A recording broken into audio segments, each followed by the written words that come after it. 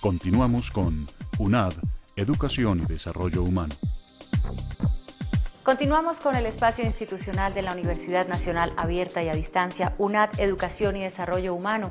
En esta ocasión estamos tratando el tema del reto de la educación virtual en Colombia, para lo cual tenemos en nuestro panel como invitado al viceministro de Educación Superior, el doctor Burgos Mantilla. Quisiera preguntarle acerca de, ya un poco hablamos de cuáles son las posibilidades de que las universidades o las instituciones pasen sus programas de una educación a distancia a una educación virtual.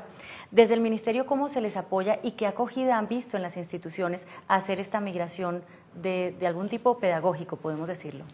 Sí, la verdad es que el tema de la educación virtual es un tema relativamente nuevo en el país. Todavía hay muy pocas instituciones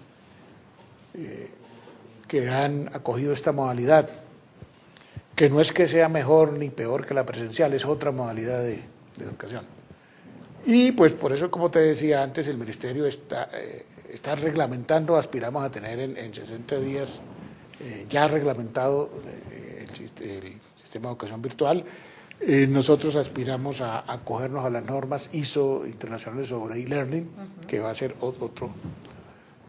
las normas de calidad internacionales sobre la educación virtual. Pero en el caso concreto de fomento, el Ministerio está preparando una política de fomento para incentivar que las instituciones de educación superior ingresen a ofrecer programas de educación virtual. Estamos pendientes para sacar la política, primero de que tengamos ya el documento base de política de lo que considera el Estado colombiano que es educación virtual. Como te decía, el documento está ya en borrador, se le entregará a las universidades y al final irá al CESU, al Consejo Superior de Educación Superior, el cual recomendará que ese documento sea la política del Estado, y de ese documento saldrán entonces ya las normas o las resoluciones que reglamentarán las condiciones mínimas de calidad. Con eso, digamos, establecida la política y las normas, iremos entonces a promover una política de fomento para estos 3 años, cuyo objetivo fundamental es, a terminar el año había 18 programas que podemos considerar virtuales, que tienen más de 80% de virtualidad ofrecidos en el país. La idea es llegar a 100 programas totalmente en línea al año 2010 y aspiramos a tener alrededor de 100.000 estudiantes ya virtuales en el país. Al hablar de estudiantes virtuales, el Ministerio entenderá programas en los cuales por lo menos el 80% de las materias sean en línea. Porque también hay pues puede haber muchos programas que tengan todos los componentes e indudablemente en la educación presencial también habrá un impacto de las nuevas tecnologías. Habrá un blend, hay una mezcla de todas las cosas.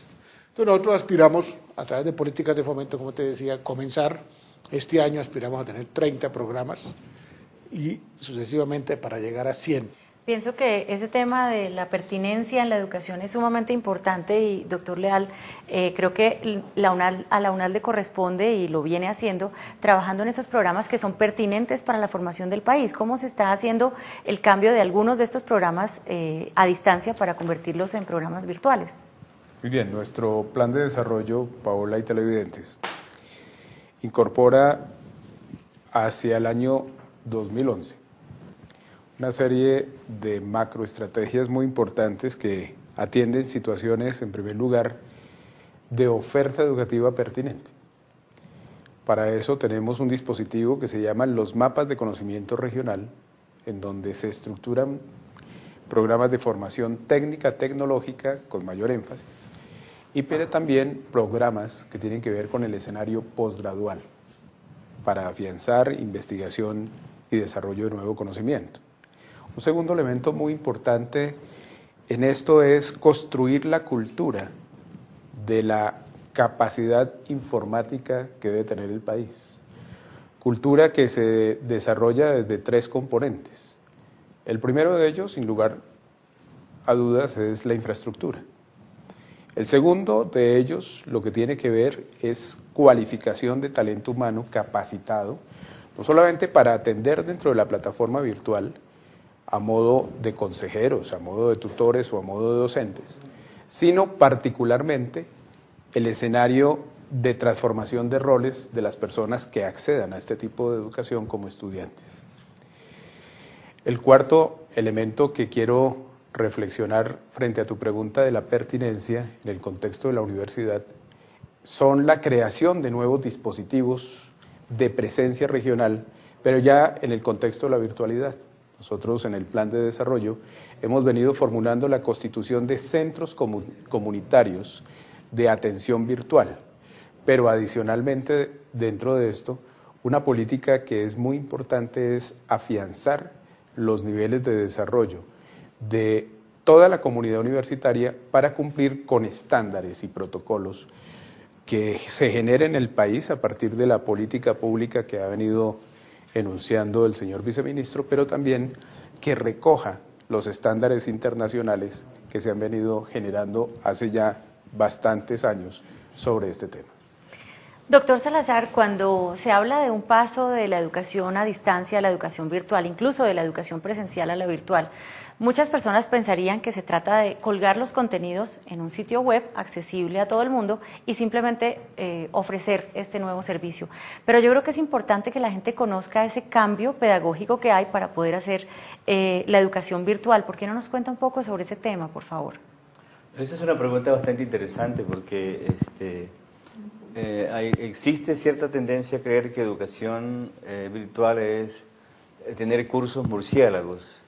Es decir, los cursos murciélagos son aquellos en donde se cuelgan contenidos y no hay ningún proceso de didactización de contenidos. Yo creo que justamente por eso son necesarios los estándares, porque no se trata simplemente de trabajar con contenidos, se trata de trabajar con contenidos didácticos, no solamente con información disponible que está en todas partes, sino que el proceso de formación implica que el estudiante accede a esos contenidos en función de su proceso de aprendizaje. Y bajo esa óptica hay que establecer una prioridad pedagógica y didáctica en el tratamiento de los contenidos. Entonces, también por eso es importante que las instituciones tengan un proyecto pedagógico definido, porque se trata no solamente de diseminar información, para eso están las bibliotecas y hoy en día que existen las bibliotecas virtuales y digitales, sino de formar. El proyecto de la educación virtual es también un proyecto de formación, no es simplemente de transmisión de información. Entonces hay que adecuar también los currículos en ese sentido, hay que adecuar los cursos con estándares y al mismo tiempo cuáles son los procesos de acompañamiento que van a seguirse, cómo se estructuran digamos pedagógicamente los administradores de aprendizaje en línea, porque esos LMS necesitan acomodarse a los proyectos pedagógicos de las instituciones.